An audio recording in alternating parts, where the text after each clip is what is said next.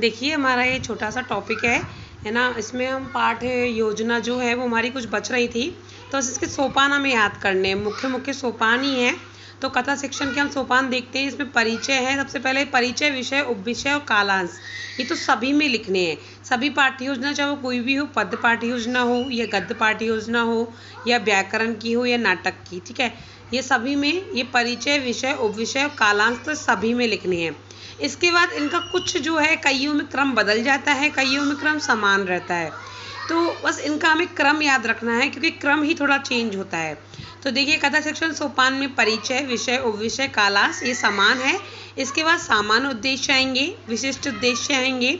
सामान्य उद्देश्य, विशिष्ट उद्देश्य यही जैसे बच्चे सीख रहे हैं, बच्चा श्रवण कौशल विकसित कर पा रहा है, ठीक है, बच्चा अच्छे से पढ़ पा रहा है, मौन वाचन का विकास हो रहा है, तो इस प्रकार के उद्देश्य होते हैं।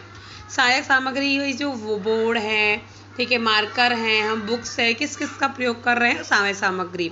पूर्व ज्ञान, ठीक है, पूर्व ज्ञान उसका हम लेंगे किस प्रकार से, हम जो क्वेश्चन है यानी कह सकते हैं कि पूर्व ज्ञान से आधारित बच्चा क्या सीखा हुआ है, पूर्व में उसे क्या पढ़ा हुआ है उस चैप्टर से पूर्व का। प्रस्तावना, उद्देश्य कथन, प्रस्तुतिकरण, काठिन्य निवारण, शुद्ध उच्चारण, उत्प्रेरणात्मक प्रश्न। उत्प्रेरणात्मक प्रश्न का मतलब है कि ऐसे प्रश्न जो उसको प्रेरित करें और उसको समझ में आए कि उसने क्या पढ़ा है, ठीक है। उसके बाद उसका मूल्यांकन किया जाता है। बच्चों ने जो प्रश्न, हम उनको कुछ प्रश्न बोर्ड पर लिख कर देंगे और उन प्रश्नों का बच्चे आंसर देंगे, तो वो उत्प्रेरणात्मक प्रश्न हुआ।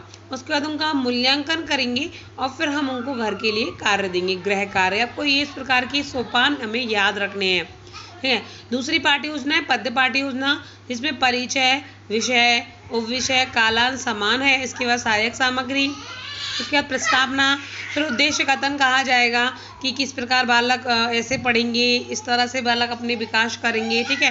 प्रस्तुतिकरण, और प्रस्तुतिकरण में देखो आदर्श वाचन किया जाएगा। आदर्श वाचन जो है वो हमेशा अध्यापक द्वारा किया जाता है, अनुवाचन छात्रों के द्वारा किया जाता है।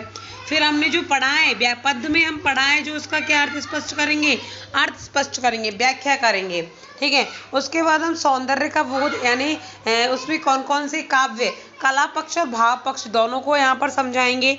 मौन वाचन, बच्चा मौन वाचन करके ही सबसे ज़्यादा ग्रहण कर सकता है, और उसकी आवृत्ति यानी पुनरावृत्ति करवाएंगे, फिर से रिपीट करवाएंगे बच्चों को, और फिर हम उसको गृह कार्य देंगे। तीसरा है आपका गद्य पाठ्य योजना। इसमें वही परिचय, विषय, उपविषय, कालांश शामिल कर दिया जाएगा। उसके बाद सहायक सामग्री, फिर उद्देश्य कथन को शामिल किया जाएगा, ठीक है। फिर वही पूर्व ज्ञान और प्रस्तावना।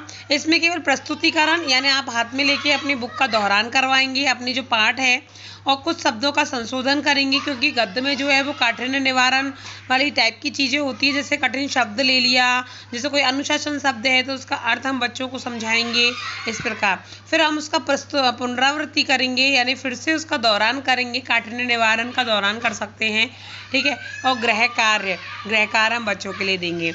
अगली आपकी व्याकरण पाठ्य योजना, ये बहुत छोटी सी है, और अधिकांश से मैं तो वही, जब मैं बीएड करती थी तो मैं अधिकांश से व्याकरण पाठ्य योजना लिया करती थी, क्योंकि बहुत सरल भी पड़ती है, छोटी सी। इसमें वही प्रस्तावना, पूर्व ज्ञान परीक्षा, यानी बच्चों से वही प्रश्न कि उसने पूर्व में क्या पढ़ा हुआ है। प्रस्तुतिकरण में आपने कोई संधि का टॉपिक ले लिया, समास का टॉपिक ले लिया, ठीक है। पुनरावृत्ति और कक्षा कार्य दिया जाएगा, ठीक है। कक्षा में ही उनसे कुछ संधि की करवाई जाएगी, आपने जो भी टॉपिक पढ़ाया है उससे संबंधित कक्षा कार्य करवाया जाएगा, ठीक है। और फिर उसके बाद आपको उसमें गृह कार्य बच्चों को देना है। जैसे भाई आपने संधि पढ़ाई तो आप घर से ये बना करके लेके आएंगे, इस प्रकार। अगला है नाटक शिक्षण पाठ्य योजना।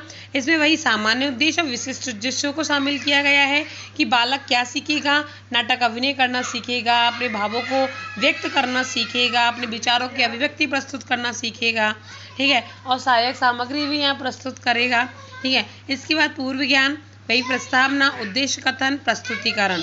और प्रस्तुतिकरण करने के बाद वो क्या है, पाठ अभिनय प्रस्तुत करेगा। पाठ अभिनय का मतलब है कि पाठक पाठ में जो भी एक्टिंग, कहते हैं एक प्रकार से कि हाथों से, बोल से, मुंह से पाठ अभिनय।